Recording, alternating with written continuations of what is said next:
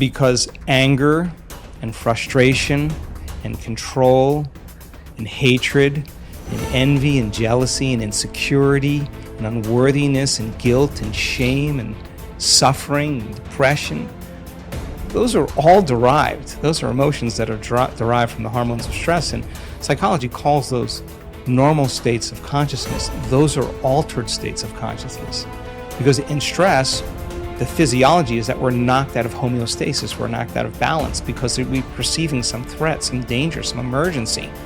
And so the stronger the emotion you feel to whatever stressor there is in your life, the more you pay attention to it. And so in time then, you have to keep your attention on all the important elements in your life. So you sit down to do a meditation, and when you're living in stress and you're living in survival, there's only 3 things that are important in that moment. Your attention is on your body because you got to preserve it. Your attention is on something in your environment, and what's in your environment? People, objects, things, places, and you're very preoccupied with time. And when you're in stress and you're in survival, the brain goes into a default mode, and it's naturally trying to predict the next moment based on what it's learned in the past. And so as you always try to forecast the future based on your memory of the past, you can't be in the present moment, right? So, and yet our model of change, what we discovered is that the only way a person can change is when they get beyond their body, they get beyond all the elements of their environment, and they get beyond that predictable future and familiar past, and they sink into the present moment, which is the unknown. So if you can't do that because of the hormones of stress, most people will sit down and they'll say, okay, I'm going to close my eyes, I'm going to start this process where I'm going to rehearse how I'm going to be today, and they start thinking about their cell phone. They start thinking about all their emails, and they start thinking, I can't meditate. There's something wrong with me. It's my mother's fault, And they actually believe that thought to be the truth, and then they get up and they actually reaffirm it and say, I can't meditate. Now, I can tell you that if you are willing to see that thought as just a thought in your brain, and you're curious what's on the other side of that thought, yeah, you're going to feel uncomfortable.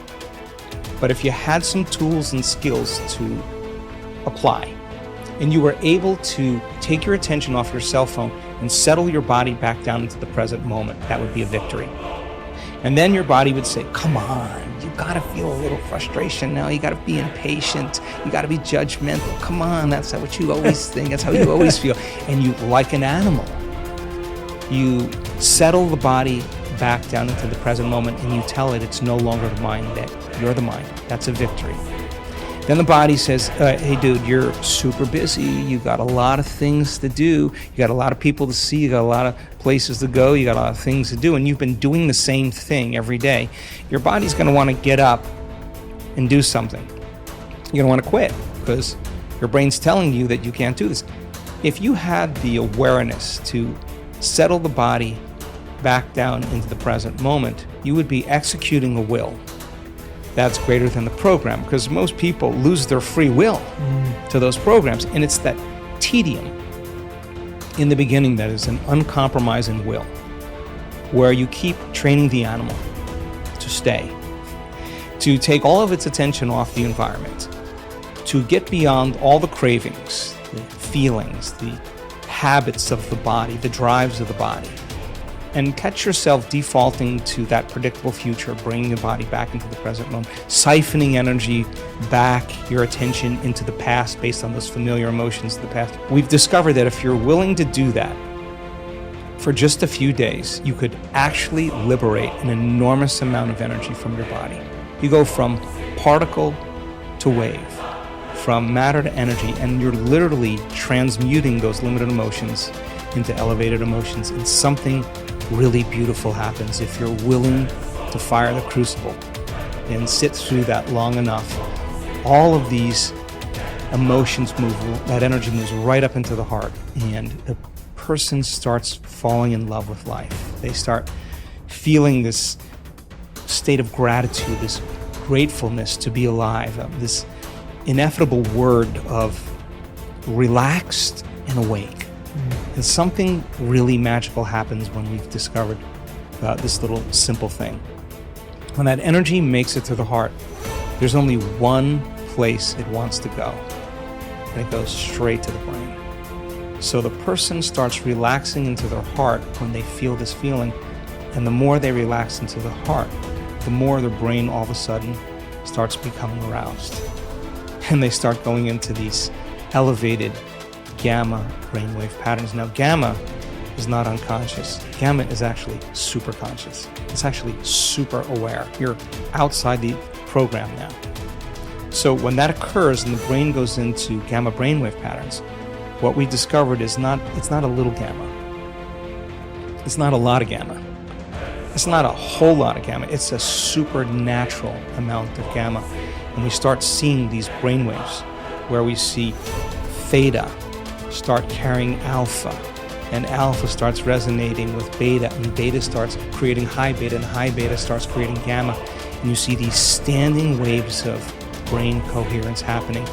And the person feels so amazing that they don't want the moment to end. A day that never came, but has managed to spoil every game. One day that takes all the blame, the basis of all fear and shame. Cripples the blossoming of the life's flame.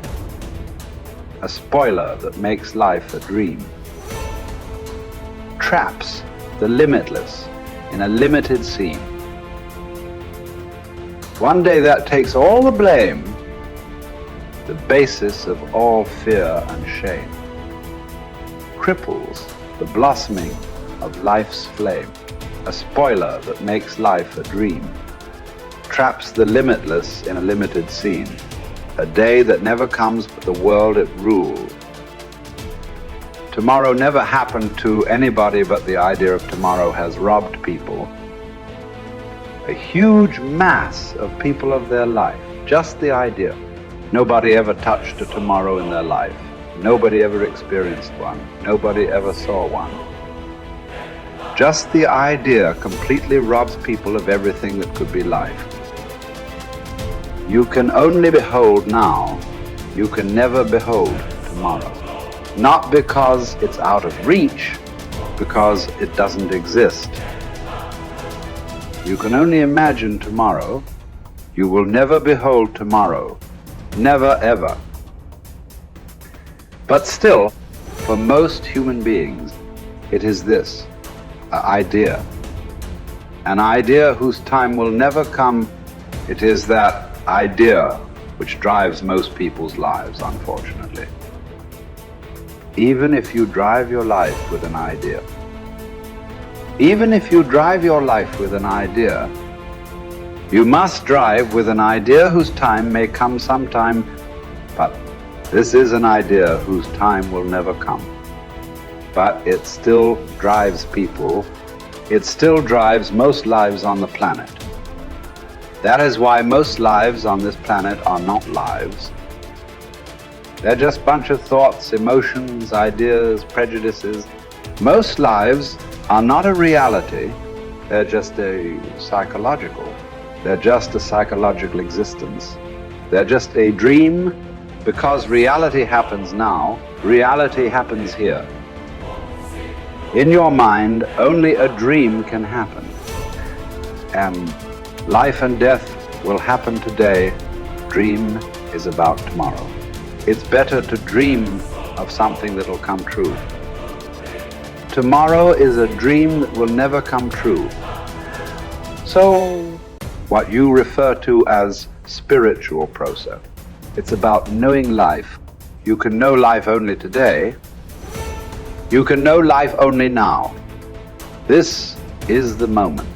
I'm not trying to give you a teaching. When I say this is the moment, oh, he said, this is the moment. It's not about that. This moment is not an idea. It is the only reality. This moment is not a teaching. It is the only living thing. It is the only living thing in the existence is right now, nothing else. So don't try to understand it. Don't try to digest it. You just have to behold it in all its entirety. Start with the rain, good way to begin. See how to address the larger issues of my life. There are no large issues in your life. What is the large issue that you're talking about? It is just about what job to take, which girl to marry, where to go for vacation, whether to get married or not get married, you know. These are the things, isn't it? These are not large issues. These are little things in your life. Yes. Oh, is it just a small thing whom I get married to? I'm not saying it's a small thing, but as an issue, it's a small issue. Little issue as a consequence to your life. Yes, it has many things. But this is something that human beings have done for millions of years. We have enough experience on these things, isn't it? We know that whatever job we take, whoever we marry, it is just the way we make out of it. Every experience of life, you can make it an enriching experience. Every experience in your life, you can make a curse out of it. See, there is nothing wrong in your job, whatever job you're doing. There's nothing wrong getting this job. There's nothing wrong in losing this job.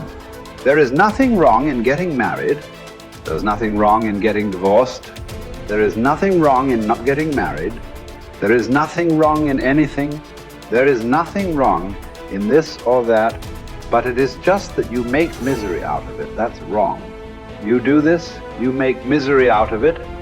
If you do that, you make misery out of it. That's what is wrong with you. So you got married. Is it wrong? That's not the point. There's nothing wrong with it. You did not get married. Is it wrong? No, there's nothing wrong with it. That's wonderful too. You got divorced. Is it wrong? No, that's also wonderful. It is just that you make misery out of everything. That's what is wrong. You just address that one issue, everything will be settled. That's what we are looking at. How not to make misery out of everything. If this one thing is settled, everything is settled, isn't it? Yes. If you know how to walk through this world joyfully, through marriage and divorce and celibacy and everything, if you know how to walk through this joyfully, what is the problem? Whatever you do is beautiful, isn't it? If you don't even know how to be happy, don't have such goals as realization. They are very far away from you. Happiness is not just a state of mind, it is just the basis of the quality of life that you live here. Is it such a small thing, happiness? Oh, it's just a state of mind, is it a small thing? So, biggest issue, isn't it? If you are capable of going through this world joyfully, then you could talk about going beyond. If you are not even capable of going through this joyfully, talking about beyond is no good. There is no way. I'm telling you, there is simply no way. For a person who is constantly creating inner battles all the time, how will he deal with the bondages of life? And how will he transcend that? There's no question. It doesn't arise in your life. So first thing is working towards to be a blissful human being. If that happens, the rest becomes very simple. Because a blissful human being, once your happiness is not at stake, anything that's needed you will do, isn't it? Right now, you cannot do what's needed because always your happiness is at stake. You are thinking which is the right thing to do, which is the right thing to do. There is no right thing to do in your life. There is no wrong thing to do in your life. If you know how not to make misery out of everything that you do, whatever you are doing is the right thing. If you are making misery out of everything that you do is a wrong thing. So that's the only issue you have to look at. Others are all petty things. What does it matter which way you do it?